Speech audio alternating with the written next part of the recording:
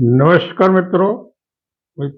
यही है सही भारत यूट्यूब चैनल में आपનું હાર્દિક સ્વાગત છે। હું છું પ્રેમજીભાઈ પરમાર। મિત્રો, ગુજરાતના અને ભારતના રાજકારણીઓ પદાધિકારીઓ જે મોટા મોટા દાવાઓ કરી રહ્યા છે અને જે બણગા ફૂંકી રહ્યા છે અને એ એવું બતાવવાનો પ્રયાસ કરી રહ્યા છે કે ગુજરાત અને ભારતે આ વિશ્વમાં સર્વશ્રેષ્ઠ વિકાસ કર્યો છે અને તમામ ક્ષેત્રોની અંદર એમણે સર્વોત્તમ ઉચ્ચતા પ્રાપ્ત કરી છે। આવા બનાવટી નવટંકી દાવાઓ કરતા હોય એવું વાસ્તવિક હકીકતો ઉપરથી લાગે છે। હમણાં જે હકીકતો બહાર આવી છે, યુનિવર્સિટી ગ્રાન્ટ કમિશને ભારતની અંદર જુદા જુદા રાજ્યોની અંદર 12 રાજ્યોમાં 32 નકલી યુનિવર્સિટી હોવાનું એને લિસ્ટ જાહેર કર્યું છે। સમગ્ર ભારતના 12 રાજ્યોની અંદર નકલી યુનિવર્સિટીઓ, હવે આ યુનિવર્સિટીઓમાં જે વિદ્યાર્થીઓ ભણ્યા છે, જેના ડિગ્રીના સર્ટિફિકેટ એનાયત કરી દેવામાં આવ્યા છે, જે વિદ્યાર્થીઓ પાસેથી ફી વસૂલ કરવામાં આવી છે, જ્યારે યુનિવર્સિટીના નામ જાહેર થાય કે ભાઈ આ યુનિવર્સિટી નકલી છે, બોગસ છે, ખોટી છે, તો એ ડિગ્રી ધારક જે વિદ્યાર્થીઓ છે એમની કેવી દશા થશે? આમાં લાખો વિદ્યાર્થીઓ એવા ગરીબ હશે કે જેમણે વ્યાજવા લાવીને અથવા તો બીજી રીતે કંઈક ઉછીના પાછીના ઉધાર કરી, લોન કરી અને આવી કોલેજોની, આવી યુનિવર્સિટીની ફી ભરી હોય। જ્યારે આવી વાસ્તવિક હકીકત બહાર આવે ત્યારે શું દશા થાય? એટલે સમગ્ર ભારતની અંદર જે દાવાઓ કરવામાં આવી રહ્યા છે, જે બીજા લોકોને પછાડવાની જે નીતિ આખી અત્યાર કરવામાં આવી છે, પરંતુ આ દેશની જનતાનું વાસ્તવિક કલ્યાણ થાય, શિક્ષણનું સ્તર ઊંચું આવે અને શિક્ષણ સંસ્થાઓ વિશ્વની 300-400 યુનિવર્સિટીઓ અથવા તો 500 યુનિવર્સિટીની અંદર ભારતની એક પણ યુનિવર્સિટી, એક પણ શિક્ષણ સંસ્થા ના હોય એ સંજોગોમાં એના ઉપર લાવી શકાય અને કંઈક ભારતના શિક્ષણની નોંધ લેવાય એવા પ્રયાસો નથી થતા, પરંતુ ખોટા દાવાઓ કરવામાં આવે છે, ખોટા બણકા ફૂંકી અને દેશની પ્રજાને વાસ્તવિક રીતે ગુમરાહ કરવામાં આવતી હોય છે।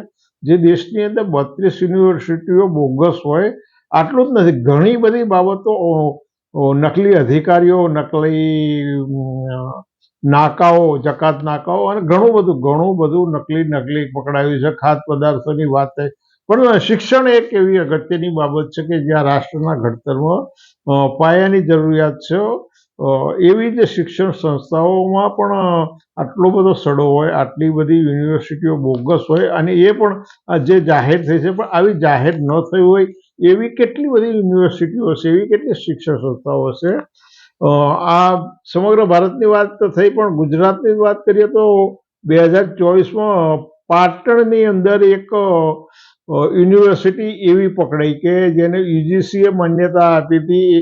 એવી MK યુનિવર્સિટી છે ને, ખેતરમાં ચાલતી હતી। ક્યાં ચાલતી હતી? ખેતરમાં।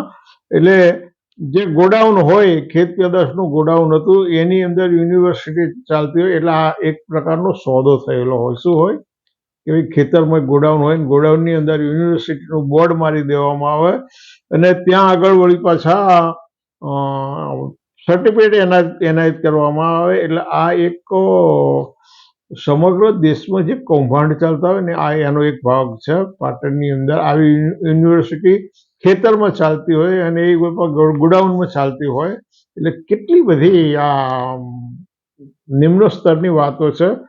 માત્ર આ યુનિવર્સિટી રાજકોટ નજીક પીપળિયામાં ધોરણ 1 થી 10ની અંગ્રેજી માધ્યમની નકલી સ્કૂલ પકડાઈ અને એ વળી પછી એક તિવારી દંપતી ચલાવતું હતું અને એ ઇંગ્લિશ સ્કૂલ વળી 4 દુકાનોમાં ચાલતી હતી। ક્યાં?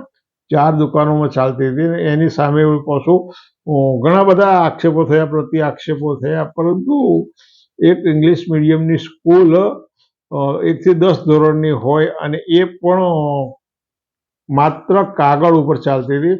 એવી જ એક સ્કૂલ ધોરાજી તાલુકાના છાડવા વદર ગામમાંથી પકડાઈ, બોગસ સ્કૂલ પકડાઈ। 10 વર્ષથી શિક્ષકોનો પગાર વધારવામાં આવતો હતો। કેટલા? 10 વર્ષથી શિક્ષકોનો પગાર વધારવામાં આવતો, એક પણ વિદ્યાર્થી ત્યાં નહોતો આવતો।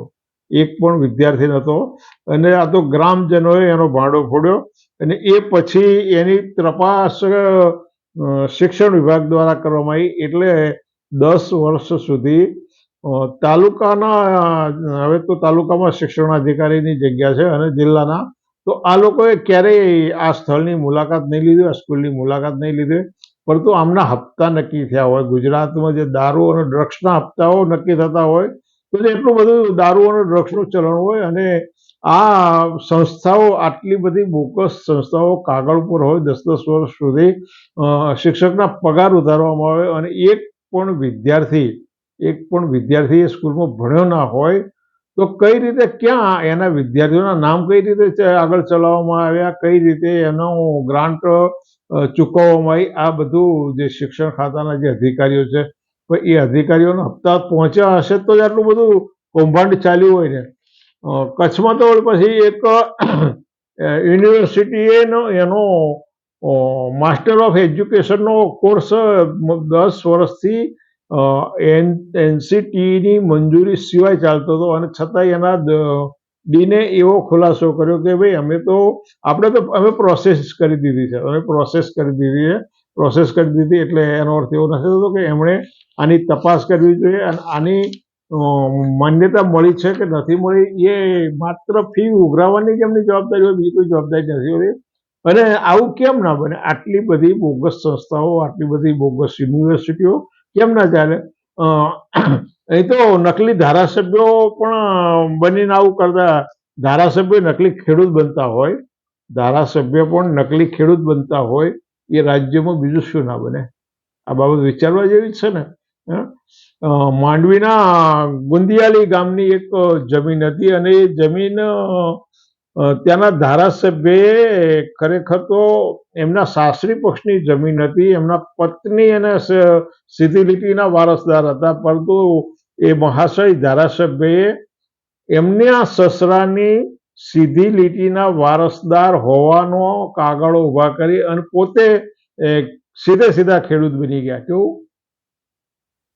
સસરાની સીધી લીટીના વારસદાર પોતે હોવાના કાગળો ઉભા કરી અને પોતે ખેડૂત બની ગયા.